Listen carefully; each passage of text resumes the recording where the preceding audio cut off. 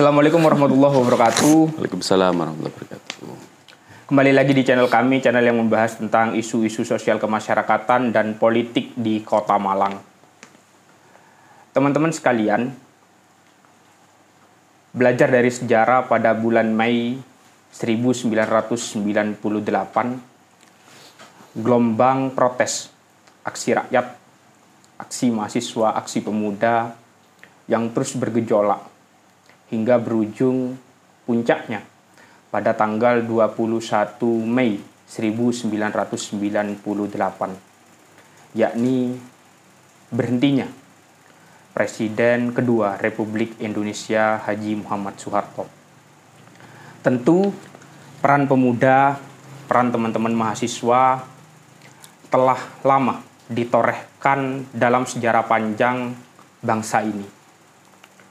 1928 terjadinya Sumpah Pemuda, 1945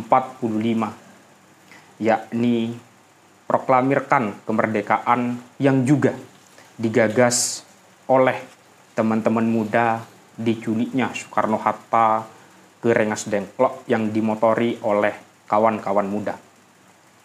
Pun demikian, ketika teman-teman muda kembali melakukan aksi protes atas kondisi bangsa saat itu pada tahun 1974, yakni pada peristiwa Malari.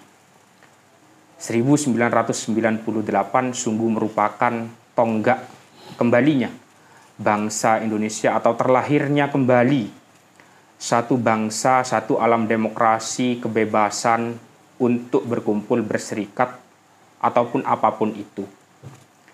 Untuk itu, kami akan merefleksikan itu semua dengan sebuah tema yang menarik tentunya, teman-teman, yakni pemuda dan politik. Telah hadir bersama kami Ketua Komisi C yang juga kader Partai Kebangkitan Bangsa, Mas Anas Mutakin. Selamat datang, Mas Anas. Terima kasih, Mas Bari. Terima kasih atas kehadirannya.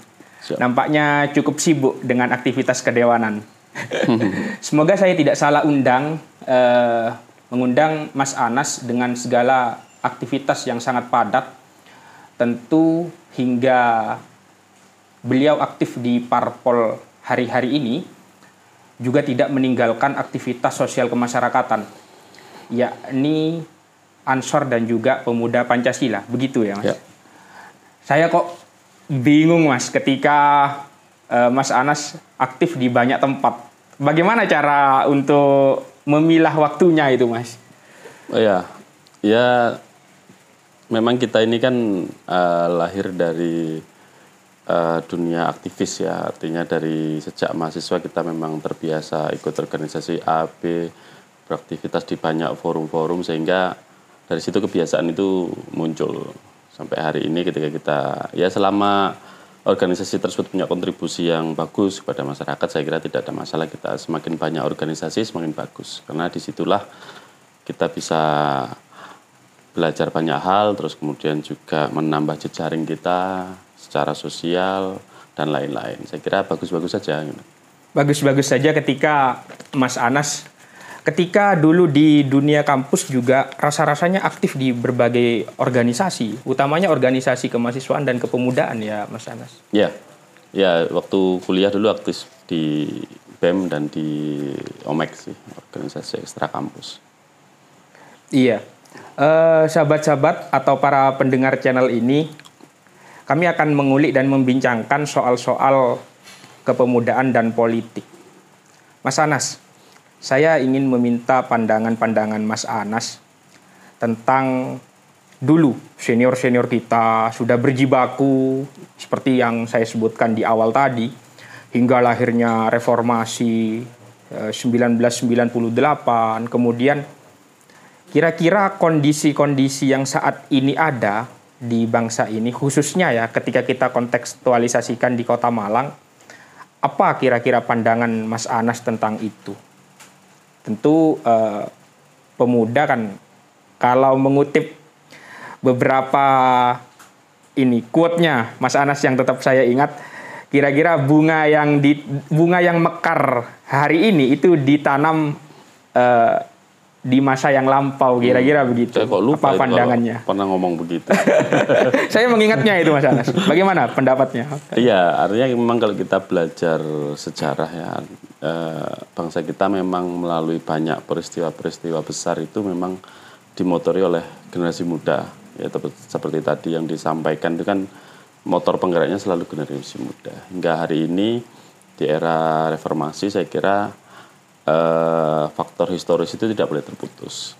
Dalam konteks apapun, di ruang-ruang kecil sekalipun, di ruang lokal di Kota Malang, kita juga harus bisa mewarnai perubahan-perubahan itu kita sebagai generasi muda. Salah satunya ya di politik ini.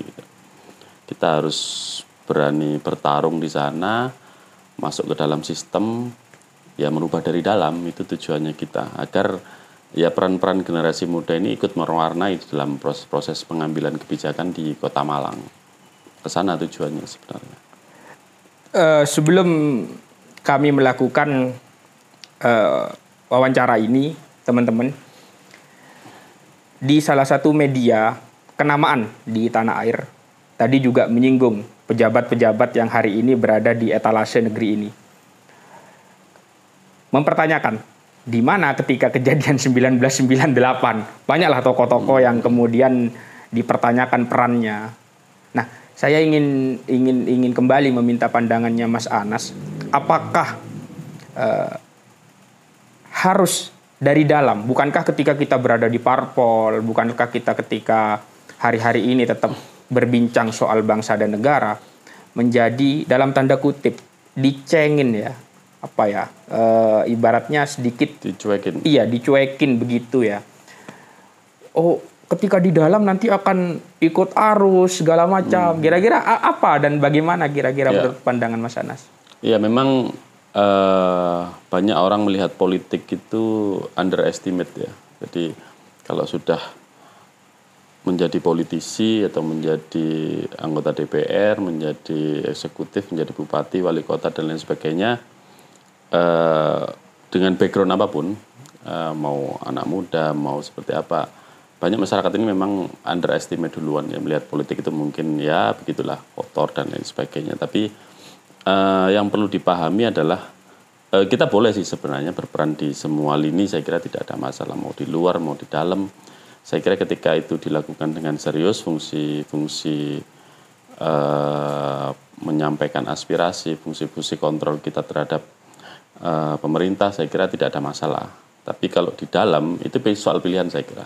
Tapi kalau di dalam saya kira lebih banyak ruang yang bisa kita lakukan. Ya memang ada tantangannya tentu saja. Karena kita berada di dalam sistem. Tapi bukan berarti ketika kita ada di dalam sistem terus kemudian secara otomatis menjadi ikut arus dan lain sebagainya. Saya kira tidak begitu cara berpikirnya. Justru dengan di dalam itu kita banyak ruang-ruang yang bisa kita lakukan sebenarnya, karena ya disitulah nasib orang banyak ini ditentukan. Jadi mulai dari urusan yang paling kecil, urusan basic need, sampai urusan kebijakan besar itu ya ada di dalam penentunya gitu. Sekencang apapun kita bersuara di luar, kalau kita tidak punya representasi di dalam ya tidak ada yang bisa kita lakukan. Artinya peran teman-teman muda yang kemudian memutuskan dirinya terjun di partai politik, kemudian menjadi bagian dari perubahan itu, tetap menjaga idealismenya. Ya, saya kira banyak ya contoh mantan-mantan aktivis ya baik itu 98 maupun setelahnya yang hari ini masuk ke dalam pemerintahan, banyak sekali saya kira. Banyak sekali nama yang memang dulu kita lihat itu vokal di luar ketika dia di kampus, di BEM, di Senat dan lain sebagainya. Di dunia aktivis kemahasiswaan yang hari ini masuk menjadi anggota dewan, menjadi direksi BUMN, menjadi kepala daerah, saya kira banyak sekali. Dan itu membuktikan bahwa ya ruang-ruang ini terbuka luas bagi siapapun, termasuk bagi aktivis-aktivis. Itu tadi tujuannya agar kita bisa berkontribusi secara lebih besar. Berkontribusi lebih besar untuk membangun daerah utamanya. Betul. Menjelang 2029 nanti tentu ini masih lama, waktunya cukup lama. Namun ada banyak yang mengatakan, bukan ada banyak yang mengatakan sih, beberapa pengamat sudah menyampaikan akan ada sesuatu yang lebih besar daripada kejadian di 2019 dan di 2024, sehingga di 2029 generasi milenial dan juga generasi Z itu akan mendominasi dalam penggunaan hak pilih nantinya. Bagaimana caranya? Atau apa sih pandangan Mas Anas berkenaan dengan itu? Ya, ya itu memang bagian dari kita sedang menghadapi yang namanya bonus demografi. Artinya secara natural memang usia-usia produktif ini hari ini lebih banyak melimpah. Cuma bukan berarti kemudian itu menjadi hanya melihat dari satu sisi positif ya. Jadi ada juga sisi negatifnya dengan bonus demografi itu ketika kita tidak bisa mengelola. Termasuk di politik tentunya, di urusan pemilu. Jadi betul tadi yang disampaikan bahwa prediksinya memang di 2029 nanti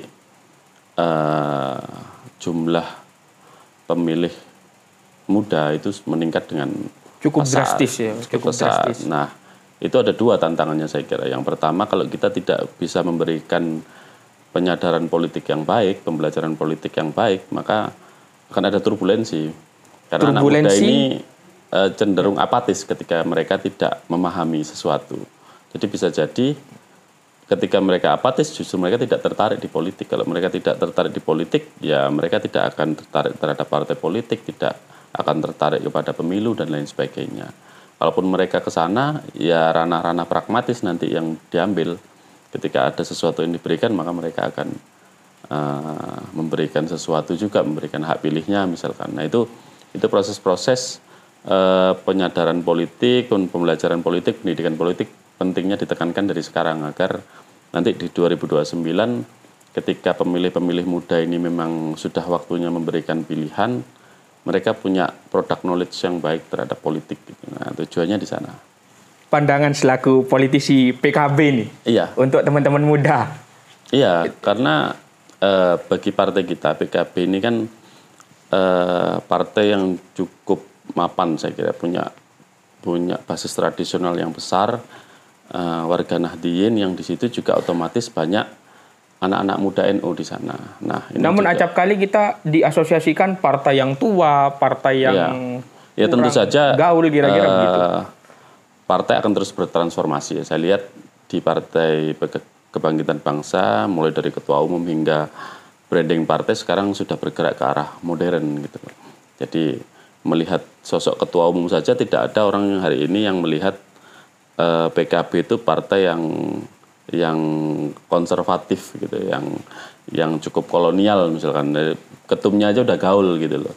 Apalagi branding partainya sekarang berubah menjadi partai modern gitu. Sehingga itu cukup membantu mentransformasi partai sehingga lebih disukai oleh anak-anak muda.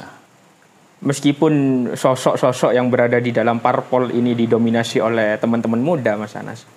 Namun stigma bahwa PKB adalah partai yang kuper, partai santri, partai kampung, itu kan masih tetap ada di masyarakat itu penting, kita. Itu penting karena itu memang sesuai dengan visi misi partai yang kita perjuangkan gitu. Jadi itu modal dasar yang memang harus terus dijaga dan dikelola saya kira. Karena memang partai ini muncul dari sana. Tapi bukan berarti kemudian kita tidak bisa menangkap perubahan-perubahan yang cukup majemuk, cukup plural dan lain sebagainya. Sehingga tidak menutup kemungkinan di luar basis-basis tradisional itu masuk. Dan itu penting saya kira. Untuk pandangan-pandangan dan apa sih yang akan Mas Anas bawa untuk Kota Malang serta perubahan yang lebih positif? Kira-kira ide dan gagasan apa kira-kira? Iya, ya memang Partai Kebangkitan Bangsa harus mewarnai ya di Kota Malang. Saya kira dengan modal potensi suara yang cukup besar, jumlah kursi yang juga cukup besar. 85.000 kita suara. Iya. Untuk Pileg 2000. Iya, 80.000 ya. 24 ya. Iya. Dengan 8 kursi saya kira itu menjadi jumlah perolehan kedua terbesar setelah PDI Perjuangan, hanya selisih 1 kursi. Itu menjadi modal dasar yang cukup bagus untuk kemudian kita ya mewarnai dalam dinamika politik pemerintahan di Kota Malang. Tinggal bagaimana perahu besar ini kita bawa ke arah yang tepat gitu. menanggapi beberapa isu-isu yang berkembang hari-hari ini, utamanya tentang rencana pembangunan jangka menengah daerah. Kira-kira apa yang akan dibawa oleh PKB sebagai gagasan yang positif tentunya? Tentu kita mendukung apapun program-program eksekutif yang itu kita nilai bermanfaat untuk masyarakat. Ya. Saya kira semua pemerintah sama. Kalau program-program yang bagus untuk masyarakat, pasti kita sudah tidak bisa melihat lagi itu partai A, partai B, dan lain sebagainya kalau sudah di dalam ya. Karena kita bicara Kota Malang secara keseluruhan. Apapun yang bagus akan kita dukung, tapi apapun yang kemudian kita rasa kurang pas atau kurang sesuai dengan visi kita, atau memberikan kritik, memberikan saran, memberikan masukan kepada pemerintah. Jadi checks and balance. Generasi sekarang ini, Gen Z ini tidak boleh apatis terhadap politik. Mereka harus melek politik. Tentu saja harapannya bisa berperan aktif nanti ke depan. Ketika memang punya passion di politik, mereka harus berani masuk ke sana. Karena semakin banyak anak-anak muda yang mewarnai di politik, saya kira semakin bagus perubahan-perubahan itu akan semakin cepat terjadi. Gitu. Baik, terima kasih atas kehadiran Mas Anas di tempat kami. Dan teman-teman, kami akan terus berbincang tentang berbagai hal, utamanya dengan Mas Anas sendiri, selaku wakil rakyat dari Partai Kebangkitan Bangsa yang hari ini menjabat sebagai Ketua Komisi C DPRD Kota Malang. Sekali lagi terima kasih Mas Anas atas kesempatannya. Dan teman-teman tetap stay tune di channel ini dan kita akan membahas di lain waktu. Terima kasih.